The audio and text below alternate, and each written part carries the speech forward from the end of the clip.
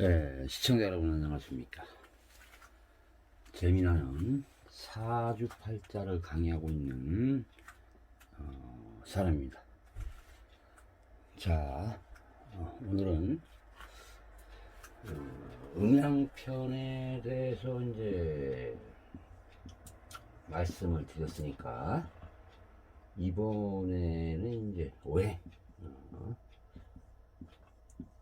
오행에 대해서 이제 시작을 해 보려고 합니다. 참 음양편도 뭐 너무 쉽게 이렇게 설명을 드리려고 했는데 뭐 일단은 뭐 수박 겉핥기 시기에 그런 이제 음양에 대해서 말씀을 드렸고, 이 음양 오행의 이제 기초편에 들어가서 지금 우리가 하는 게 이제 기초입니다. 예. 아주 기초적인 이제 그 부분에 대해서 이제 말씀을 드리고 있으니까 역시 이 오행도 아주 기본적인 부분에 대해서 여러분들에게 이제 다시 강의를 시작하려고 합니다. 먼저 그러면은 오행이 무엇인가? 다섯 가지라는 뜻, 다섯 오. 네? 그리고 요 행은 단이다는 뜻입니다. 단이다. 단일행. 다른 표현은 뭐 움직이다. 이런 의미를 가진 뜻입니다. 이것을 이제 합치면은 다섯 가지의 어떤 기운이 움직인다. 이런 뜻입니다.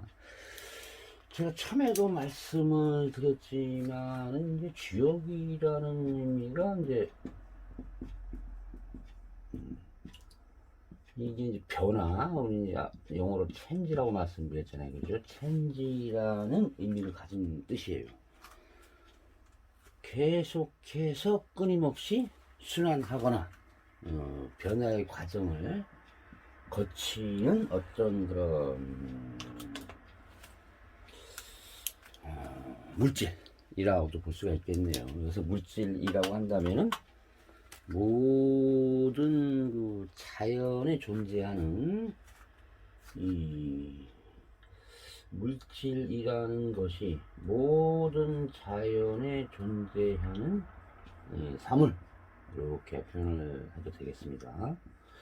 이 사물에는 이제 여러 가지 많은 종류가 있잖아요. 뭐 동물부터 시작해서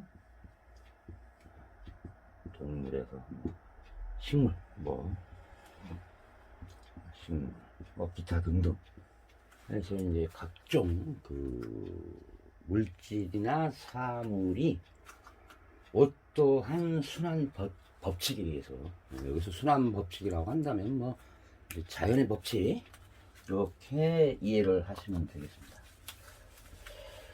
우리가 눈으로 볼 수는 없지만 그래도 이 자연은 일정한 그 어떤 순환, 이 순환에 의해서 이제 진행이 되는 그 법칙이 있어요.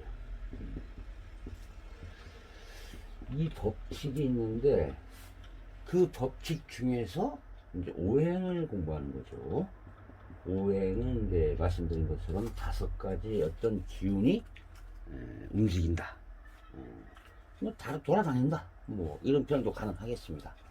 그게 이제 좋게 표현하려면 이제 다섯 가지의 기운이 끊임없이 움직이며 어떤 그 순환의 과정을 겪는다고 이렇게 볼 수가 있습니다. 그러면은 다섯 가지의 기운은 무엇인가? 이 다섯 가지의 기운, 오행, 참 음양하고 오행에 대한 뭐 기본적인 있지만 깨우친다 하더라도 뭐 이 사주 명리학을 풀이하는데 기초적인 지식은 다 뭐 쌓았다고 이렇게 말씀을 드릴 수가 있습니다. 물론 이제 여기 더 나아가서 각종 뭐 십성의 대입, 또 심지어는 혹자들은 뭐 각종 신살도 대입을 하는데 그 차지하더라도 일단 이 기본적인 오행에 대해서 알아야 되겠죠. 먼저 오행의 종류는 쉽게 설명하면 5가지가 있습니다. 그러니까 목, 화, 토, 금, 수. 요걸 이제 우리가 오행이라고 부르죠. 오행. 목의 기운, 화의 기운, 토의 기운, 금의 기운, 수의 기운을 오행이라고 부릅니다. 물론 요 5가지의 기운에서 다시 이제 이것을 음과 양으로 이렇게 나눕니다. 음과 양. 마찬가지로 화도 그렇고 뭐 나머지도 이제 그렇게 해서 총 이제 10가지의 기운, 이 10가지의 기운을 나누는데 하늘의 기운이 오행의 기운도 있고 하늘에 존재하는 오행의 기운, 그리고 땅에 존재하는 오행의 기운이 있는데 천간은 10가지, 지지는 12가지 이렇게 이제 나누게 되는데, 왜 천간의 기운과 지지의 기운이 같지 않는가? 그거에 대해서는 12지지 12개의 지지, 즉 오행에 대해서 설명을 드릴 때 같이 왜 그렇게 나누어지는지 이렇게 설명을 드리는 걸로 먼저 하겠습니다. 12지지에 대한 오행을 설명하기 전에 먼저 천간의 오행을 이제 설명을 해 드려야 되는데, 우리가 우리 철부지라는 말이 있습니다. 철부지. 철부지다 그러면은 조금 뭐 어리석다, 어떤 이치를 모른다, 이치를 모른다,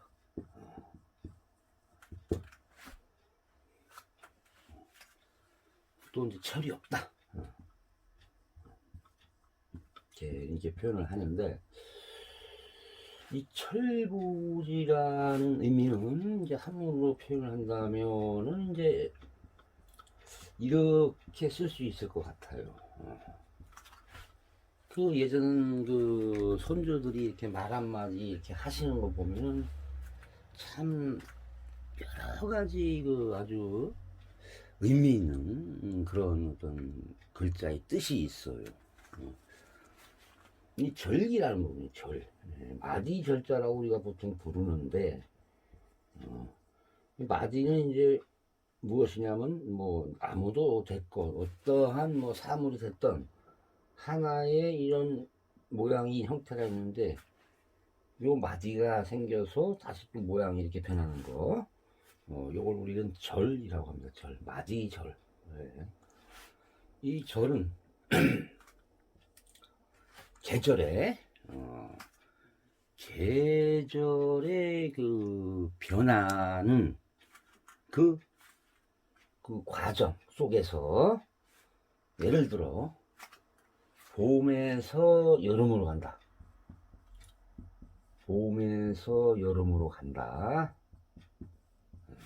또 여름에서 가을로 가고, 또 가을에서 겨울로 간다는 것이, 우리는 이제 세상을 살다 보면은 이 계절의 변화를 어느 정도 알 수 있잖아요.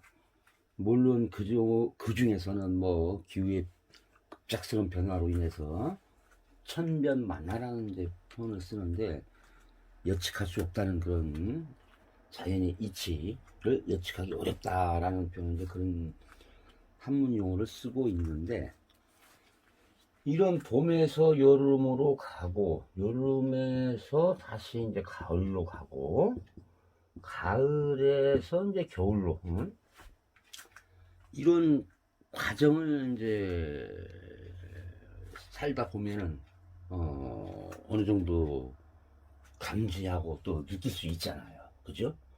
봄에는 꽃이 피고 여름에는 뭐 열매를 맺고 가을에는 수확을 하고 겨울에는 이제 저장을 한다는 아주 기본적인 이제 계절의 변화에 대해서 누구나 다 알고 있어요.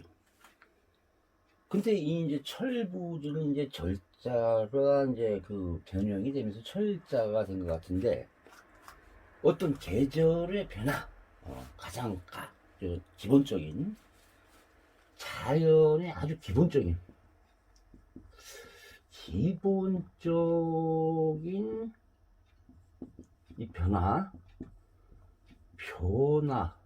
변화조차도 모르는 사람. 봄에 오면 씨앗을 뿌리고 여름에는 뭐 열매를 맺고 하고 가을에는 무엇을 하고 겨울에는 또 봄을 위해서 무엇을 준비해야 되는 그런 기본적인 자연의 이치를 그거조차도 이제 모른다 해서 우리가 보통 철부지라고 합니다. 요 한문으로 쓰면 이제 이렇게 되겠죠. 계절의 변화, 계절의 순환을 알 수 없다. 일반적인 거 뭐 보면은 꽃이 피고 이런 걸 모른다는 것은 그래서 철부지라고 하는 것 같아요. 봄에 꽃이 피고 여름에 열매를 맺고 하는 것이 우리의 자연의 이치인데 그 자연의 이치에서 파생되어 나온 그런 사회적인 모습이나 사회적인 관념이라고 할까요? 그런 관념조차도 이해를 하지 못하는 사람을 우리가 철부지, 다른 말은 이제 바보라고도 생각할 수 있겠어요. 바보. 자연의 기본적인 이치를 모르는 사람, 그래서 철부지.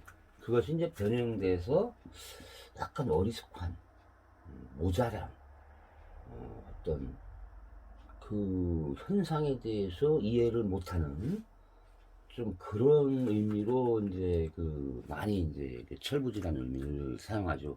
그래서 철부지라는 의미를 오행에 들어가기 전에 자연의 계절의 변화의 그 이치를 모르는 사람.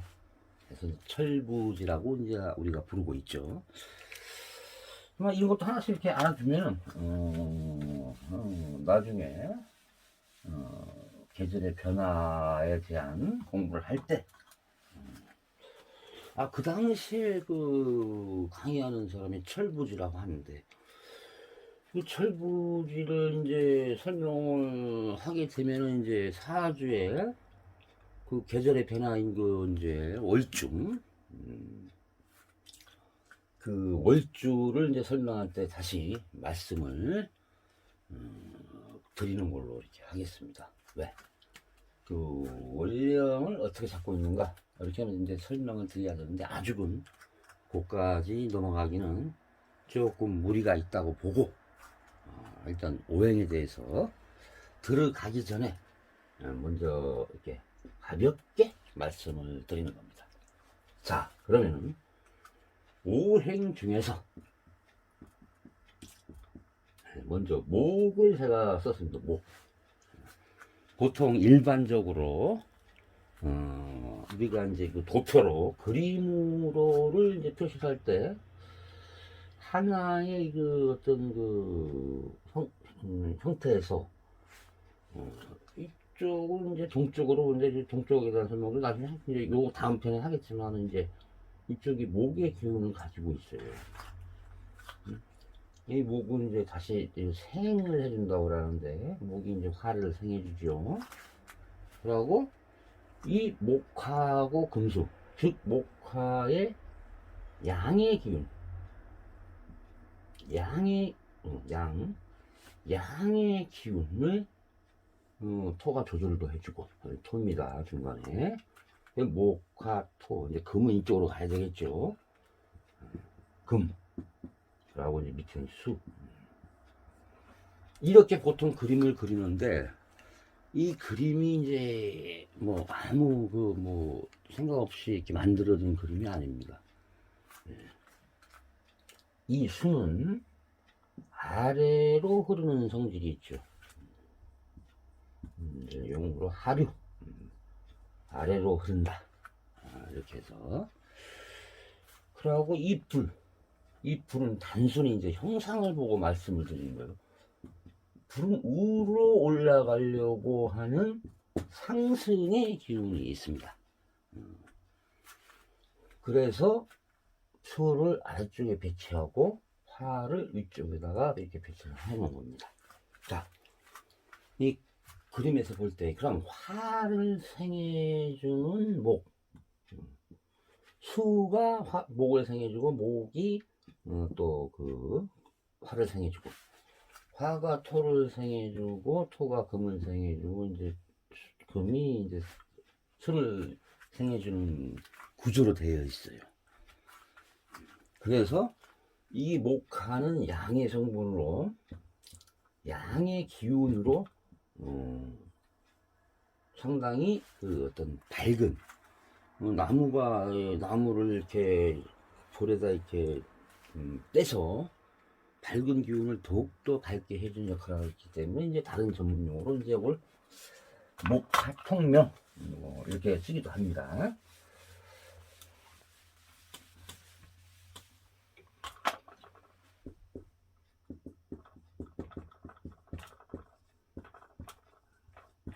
목화가 서로 통하면은 밝은 기운이 나타난다. 그런 뜻으로 이제 목화통명 이렇게 이제 부르기도 하고, 이 목화는 바로 이제 음양으로 구분할 때는 양에 속하는 기운에 해당되는 겁니다. 그림에서 이렇게 봤지만은 목, 화, 토, 금수에서 요거는 어떻게 보면 이제 양의 기운에서, 요걸 양의 기운을 이제 생하는 관계도 있지만 극하는 관계도 있어요. 그건 좀 더 깊게 들어가야지 말씀을 드리는 부분인데, 요 부분을 조절하는 게 이제 가운데 토를 배치하고, 마찬가지입니다. 이 금수는 이제 음의 기운을 가지고 있는 겁니다. 음의 기운. 우리가 보통 목은 봄을 뜻하고 여름, 중간에 조절 기능, 금, 가을, 겨울. 그래서 목화는 기운상 양에 속하고 금수는 음에 속합니다. 그렇다고 해서 뭐 금이 수를 생해준다고 해서 금수 통명 이렇게 부르진 않아요. 왜? 이것은 양의 기운이기 때문에 이 서로가 만나게 되면 더욱더 밝아진다는 의미로 목화통명. 그냥 여기는 금수 상생 이렇게 불러주고 있어요. 의미는 맞습니다. 자, 그러면은 목의 기운이라는 것이 무엇인가?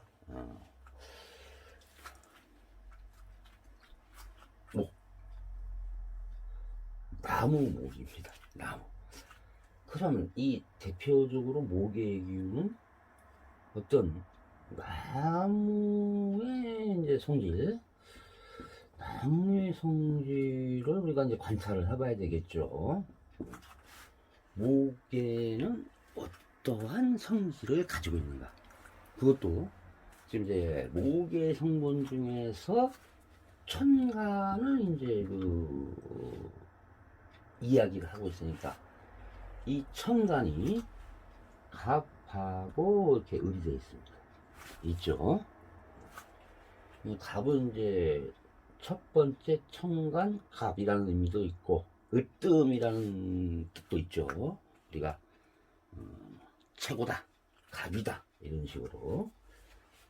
이는 이제 두 번째 천간을이라기도 하고 뭐 이제 새 모양과 비슷하게 닮았나? 그래서 이제 새을자라고도 부르기도 하죠. 이 목에는 바로 앞서서 배운 양의 기운이 있고 음의 기운이 있는 겁니다. 이 간목이 이렇게 이제 앞으로 부르겠습니다. 천간의 글자와 이제 그 오행의 기운, 이렇게 천간의 글자가 목의 기운이 두 가지가 있는데 갑하고 있는데 우리가 이제 보통 부를 때는 간목, 이렇게 을목, 이렇게 이제 모든 것도 마찬가지입니다. 이게 병화가 있다. 병화가 있는데 병화하고 정화가 있는데 화의 기운이 있는데 이것도 병화, 간목, 병화, 정화 이제 이렇게 명칭을 통일해서 부르면 또 이해하기가 또 상당히 쉽죠. 그래서 일단 목에는 갑과 을이라는 그 기운이 있는데 갑은 양목, 그러고 을은 음목 이렇게 이제 부르면 됩니다. 음양이 구분 없이 부를 때는 간목, 을목으로 부르지만은 음양을 구분해 줄 때는 양목, 음목 이런 식으로 이렇게 부르주면은 뭐 이제 그 용어의 혼선이 발생하지 않으니까 이렇게 불러주는 것이 좋지 않을까 생각을 해 봅니다. 간목은 이제 성질에 대해서, 특성에 대해서 이제 설명을 드려야 되는데, 우리가 이제 그 현장에서 뭐 자연에서 야외에서 볼 때 이제 갑이라는 것은 이제 간목 내지 이제 양목, 천간의 특성을 말하는 겁니다. 천간. 이 간목이라고 하면은 이거 시간이 벌써 이렇게 많이 흐르고 있네요. 뭐 각각 그 천간의 그 오행의 특성을 이야기하기도 전에 벌써 시간이 흘렀는데, 그럼 먼저 간목만 이야기하고 다음 편으로 넘어가는 걸로 좀 해야 될 것 같아요. 간목은 우리가 보통 이제 어떤 형상에서 형상, 어떤 모양, 그 형태, 뭐 이렇게 볼 수가 있죠. 형상이나 아니면 이제 형태 해가지고 이 간목을 보고 이제 특성을 이제 살피게 되는 거예요. 보통 간목이라고 하면 이제 이렇게 땅에서 나무가 이제 뿌리를 내리고 쭉 하늘을 향해서 이렇게 이제 자라잖아요, 그죠? 물론 여기 가지도 피고 뭐 잎도 생기고 요런 형태를 가진 것을 우리는 간목이라고 합니다. 이렇게 뿌리에서 자라서 곱게, 물론 이제 구불구불하게 올라가는 그런 나무도 있죠. 이제 그건 나중에 등나개갑이라는 용어를 써서 말씀드리겠지만, 이렇게 곱게 하늘을 향해서 대기권을 향해서 계속해서 올라가려고 하는 그런 특성을 가진 것이 간목이에요. 이제 을목은 그거만 아니라 이제 등나개갑이라고 이렇게 이렇게 막 이렇게 옆으로 퍼지고 하는 그런 거 있죠. 지금 갑자기 용어가 생각이 안 나서 그러는데,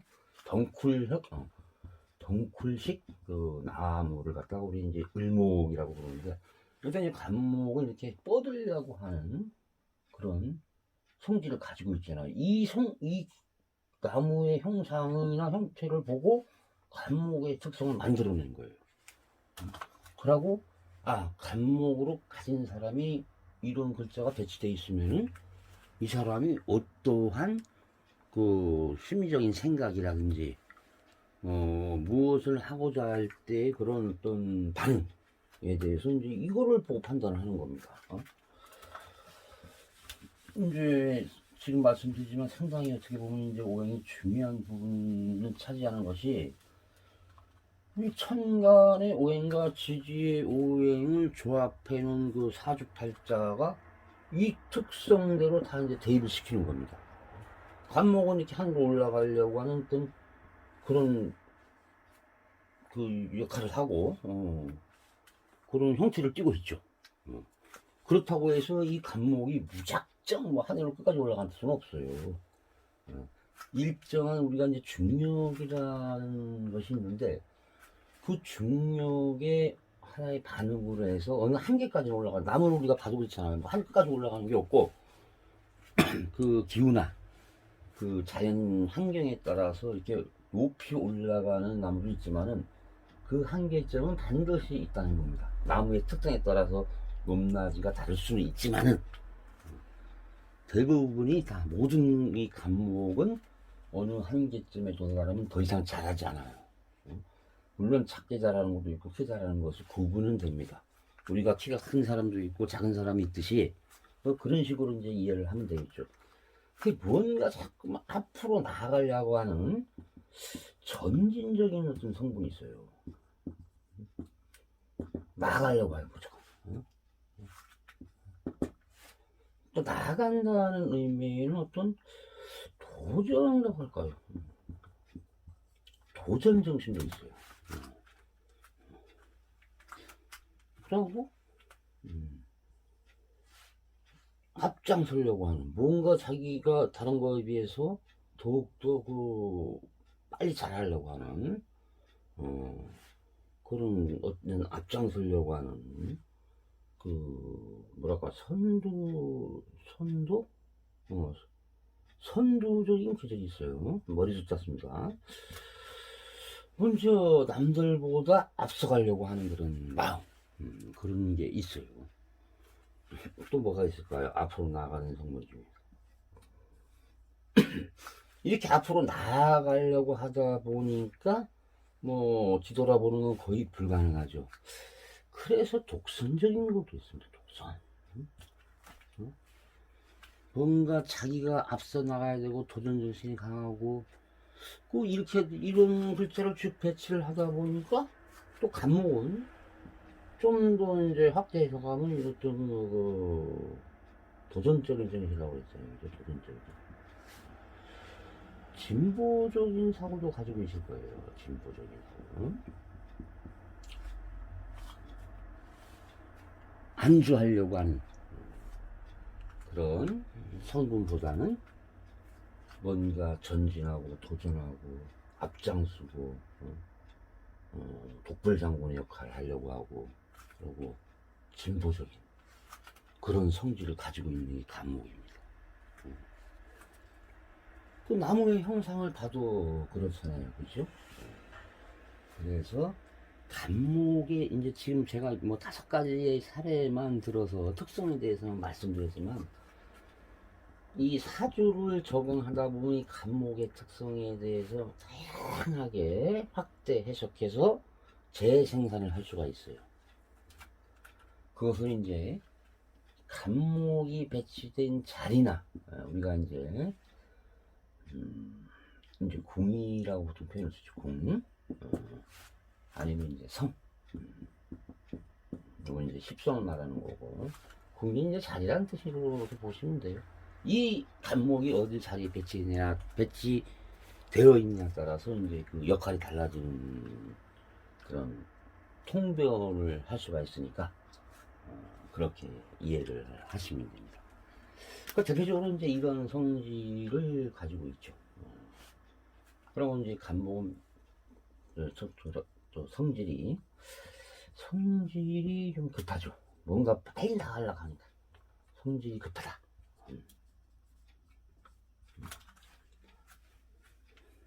먼저 뭐 운동에서 이렇게 달리기 시작할 때 요 땅 하잖아요. 이제 옛말로 이제 할 때는 먼저 빨리 치고 나가려고 하는 그런 이제 성질이 있어요. 그리고 뭐 5, 6가지, 뭐 7번째는 뭐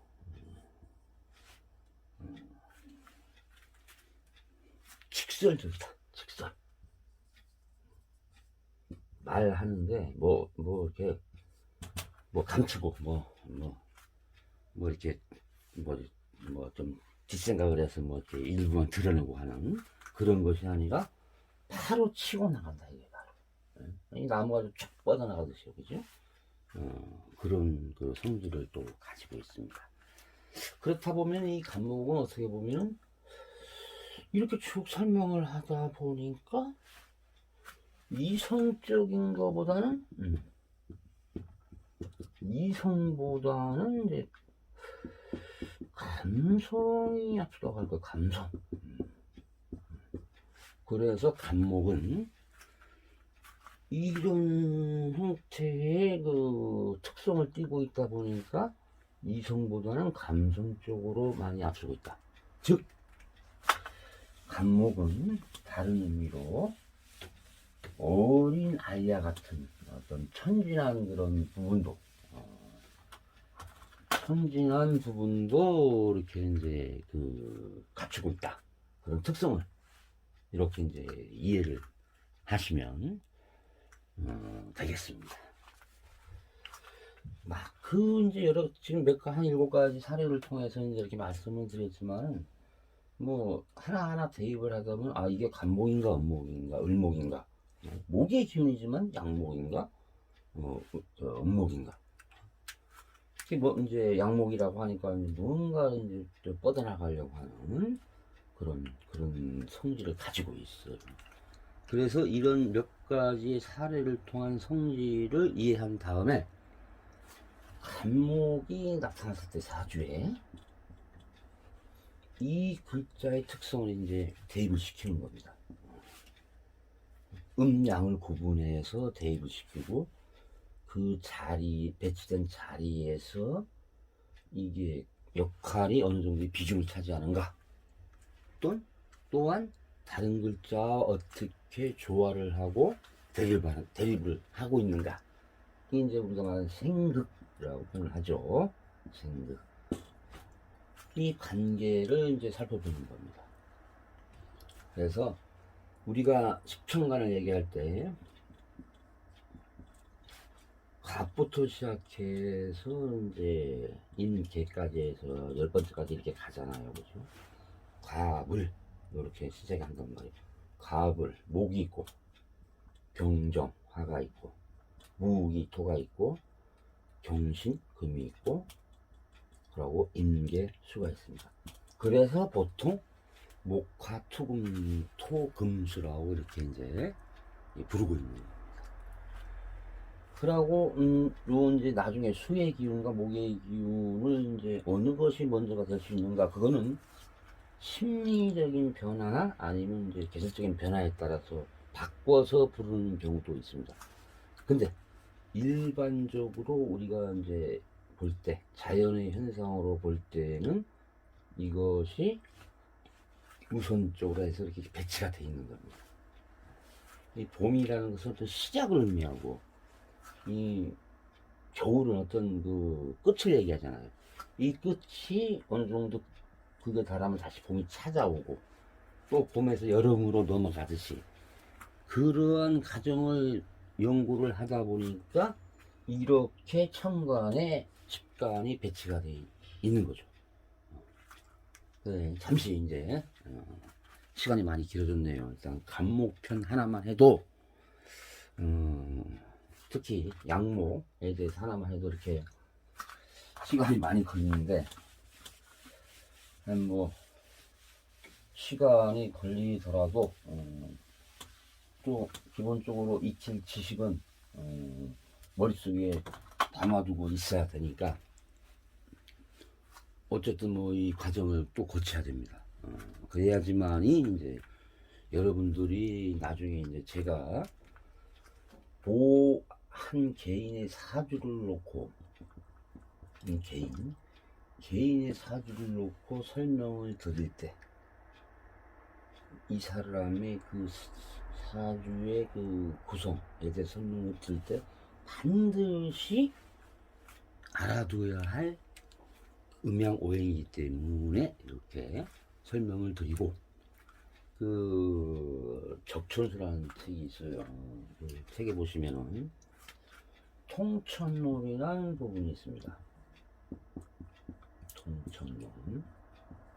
이 부분을 한번 시간이 나시면은 시간이 나서 한번 읽어보시면 각각의 십천간의 기운과 12지지에 대한 그 이야기가 참 짧은 그 글자로 구성이 되어 있지만은 참 그 글자가 의미하는 그 내용은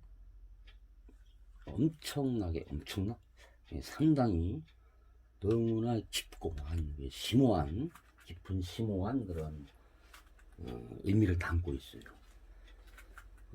저도 처음에 이제 적천수를 공부할 때는 물론 번역서를 이제 읽어보고 뭐 이렇게 하기 때문에 좀 낫다고 하겠지만은